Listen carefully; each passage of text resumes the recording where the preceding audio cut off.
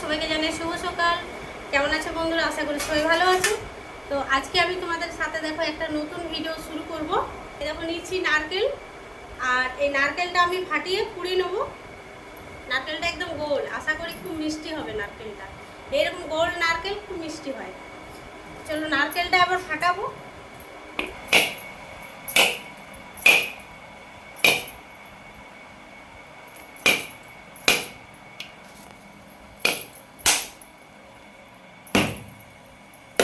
কিরকম রে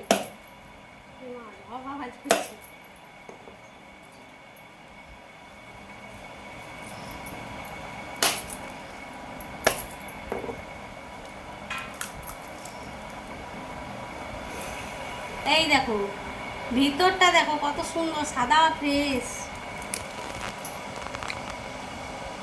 নারকেলটা খুব মিষ্টি কিন্তু। এবার আমি নারকেলটা পুড়বো।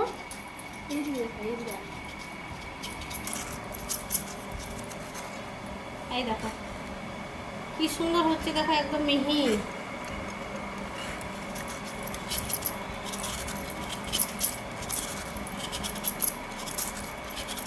নারকেল খেতে কারা কারা পছন্দ করো বন্ধুরা কমেন্ট করবে। আমার তো নারকেল খেতে খুবই ভালো লাগে।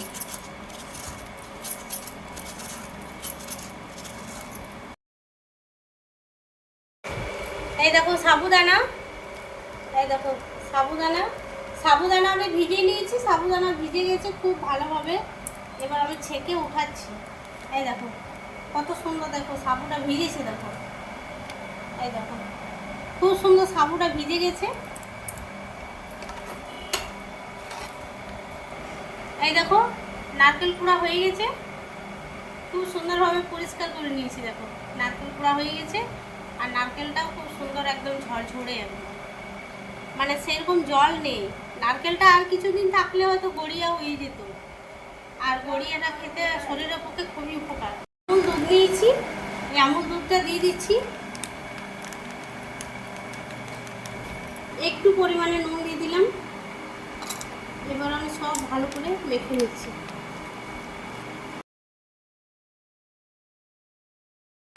তো একটু আমি রুল ময়দা দিয়ে দিচ্ছি, কেননা সাবুদানা থেকে যে পাতলা জলটা বেরোয় সেটাতে গেলে হয়ে যাবে, তো তাই একটু আমি দিয়ে দিলাম রুল ময়দা। এবার আমি ভালো করে মেখে নেব। সাবুদানা থেকে যদি জলটা বেশি বেরোয়, আর সাবুদানা থেকে তো জল বেরোবেই, যদি বেশি বেরোয় তাহলে অতি অবশ্যই একটু রুল ময়দা দিয়ে দেবে, তাহলে কি চিপটা ভালো ধরবে।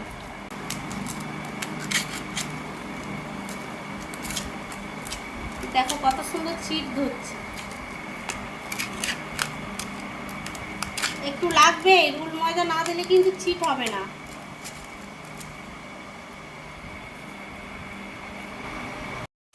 এবার আমি নারকেলের পুরটা বানিয়ে নেব। তার জন্য দেখো গুড় আমি দিয়েছি, আর এখন বুঝতেই পারছো বর্ষার গুড় একদম চাপ চাপ হয়ে গেছে। এবার দিয়ে দিচ্ছি নারকেল।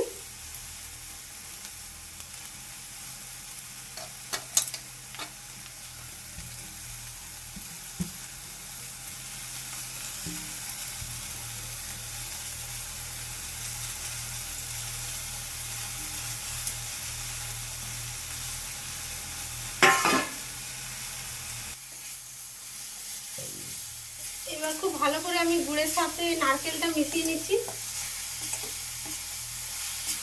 এটা পুর বানাবো।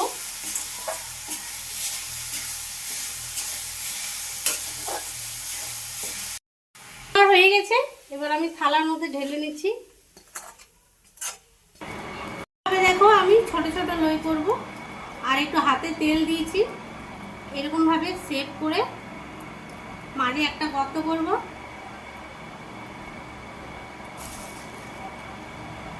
এই যে পুরটা করেছি আমি, গুড় দিয়ে নারকেল দিয়ে যে পুরটা করেছি, সেই পুরটা এরকম ভাবে ভরে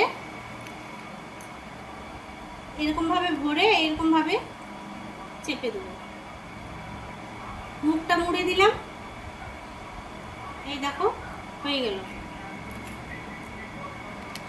খুব সুন্দরভাবে হয়ে গেছে। দেখো এরকম ভাবে সবগুলো আমি বানিয়ে নেবো।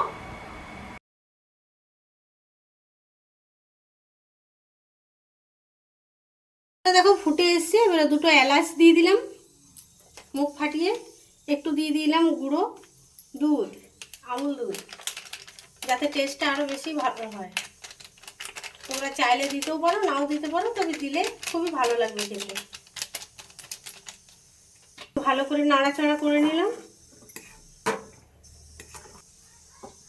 গ্যাসটা একদম কম করে আমি একে একে ছেড়ে দিচ্ছি সাবুর মিষ্টিগুলো।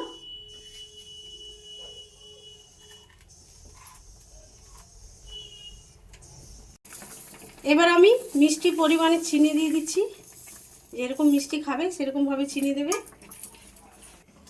এবার আমি নাড়াচাড়া করব না, এইভাবে আমি 10 থেকে 15 মিনিট আমি ভালো করে ফুটিয়ে নিচ্ছি। দেখো সাবুদানার পিঠে খুব সুন্দর দেখো হয়ে গেছে। এবার আমি নামিয়ে নেব। আর দুধটা এইরকমই পাতলা থাকবে, কেননা এরপরে যদি ঠান্ডা হবে তখন আরও বেশি গাঢ় হয়ে যাবে, তাই এইরকম অবস্থায় নামিয়ে নেব।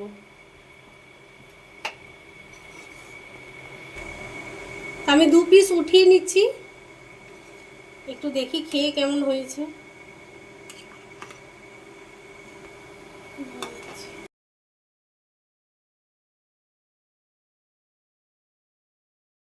এবার খেয়ে দেখবো, দেখি কেমন লাগে। দেখো কত সফট, একদম নরম।